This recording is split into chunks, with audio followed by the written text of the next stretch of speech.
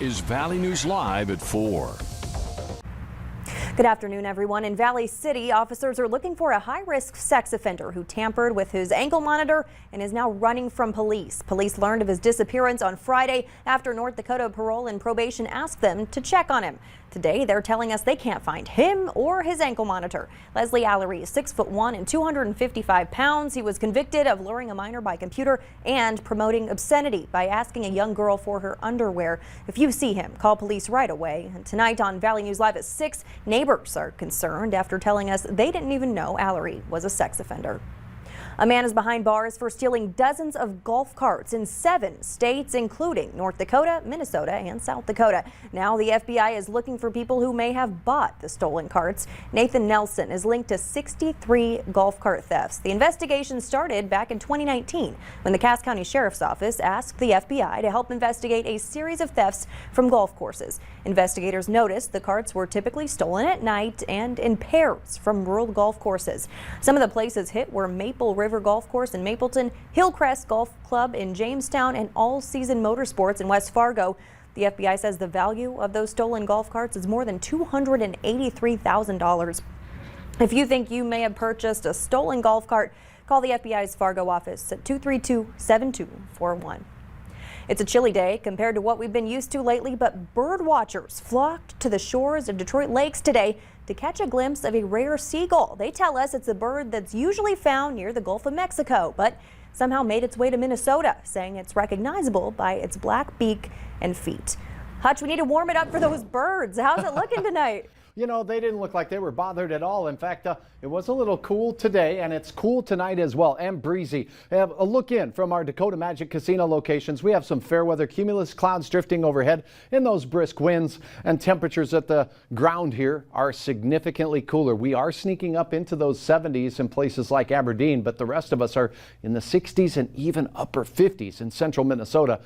Babe the Blue Ox and his good compadre Paul Bunyan are in the upper 50s this hour. Passing clouds showing up here, a few sprinkles dotting the map in the Arrowhead of Minnesota. By and large, will stay dry.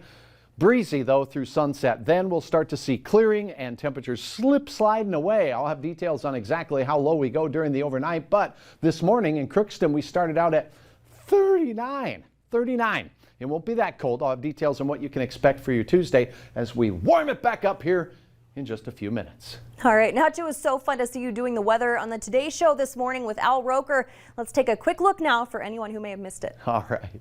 Yeah, 80s are great in Detroit Lakes, Minnesota, because that means you can get in the water and have some fun right here on the city beach. It's groomed and it's ready for action. Now by Wednesday, turn the heat up, Al. I call it whiplash weather. Whiplash weather.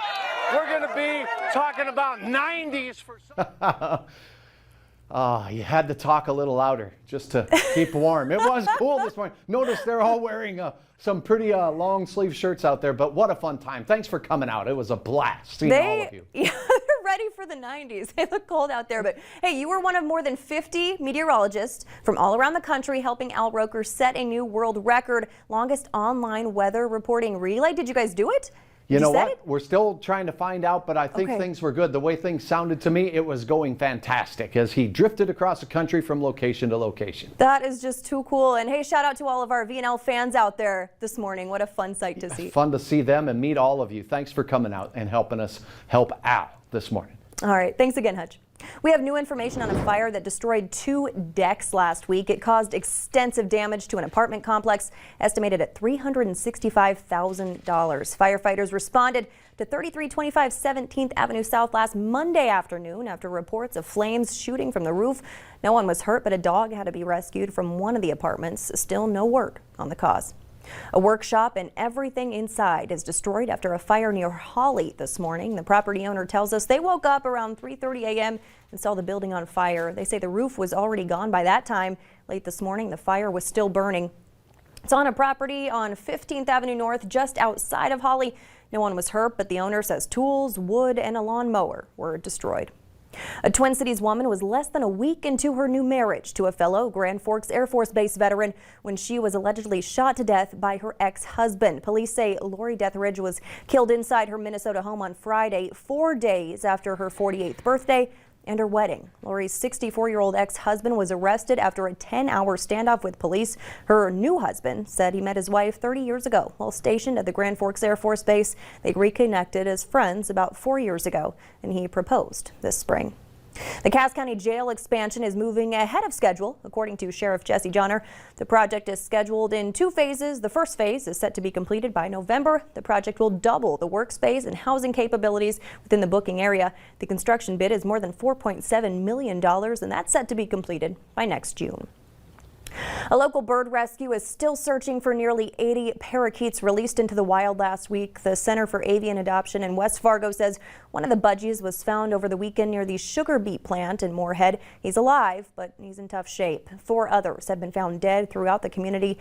The birds are not meant for the wild and will likely not survive if they're not found and captured soon. 21 budgies and several newly hatched baby birds were brought to the shelter on June 16th by the Sam man, who said he just released 80 more near the Moorhead Country Club. If you see one, they say you can catch them by putting a towel or a butterfly net over them. The Supreme Court sided 9-0 with former college athletes in a compensation dispute with the NCAA. As Skylar Henry reports, while the ruling does not decide whether students can be paid, it hints at a bigger debate about amateurism in college sports. The Supreme Court handed a unanimous victory to student athletes Monday, ruling the National Collegiate Athletics Association cannot limit education-related benefits. The bench upheld a lower court ruling that found the restrictions violate antitrust laws. Justice Neil Gorsuch wrote, "Put simply, this suit involves admitted horizontal price fixing in a market where the defendants exercise monopoly control." It is a watershed ruling. Nellie Drew is a sports law professor at the University at Buffalo. What does this mean for student athletes moving forward, do you think? A very different landscape. The ruling focuses on how schools reimburse players for things such as computers, science equipment, and musical instruments. The NCAA had defended its rules as preserving the amateur nature of college athletics. It noted in a statement, while today's decision preserves the lower court ruling, it also reaffirms the NCAA's authority to adopt reasonable rules and repeatedly notes that the NCAA remains free to articulate what are and are not truly educational benefits. The ruling does not address pay to play, but Justice Brett Kavanaugh's concurrence suggests there's room for a challenge.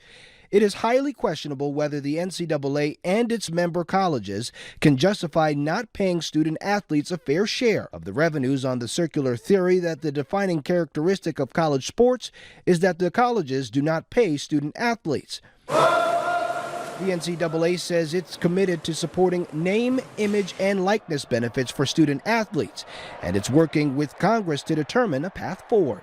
Skylar Henry, CBS News, Washington. Name, image, and likeness benefits could allow some student athletes to earn money for things like scholarship deals, events, or appearances.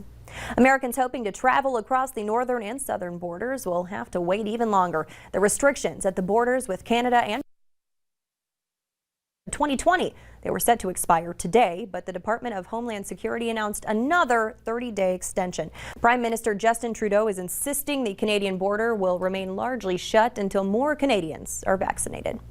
The Navy fired thousands of pounds of explosives near one of its aircraft carriers to test its wartime abilities. Take a look at this. The USS Gerald R. Ford was hit by the blast about 100 miles off the coast of Florida.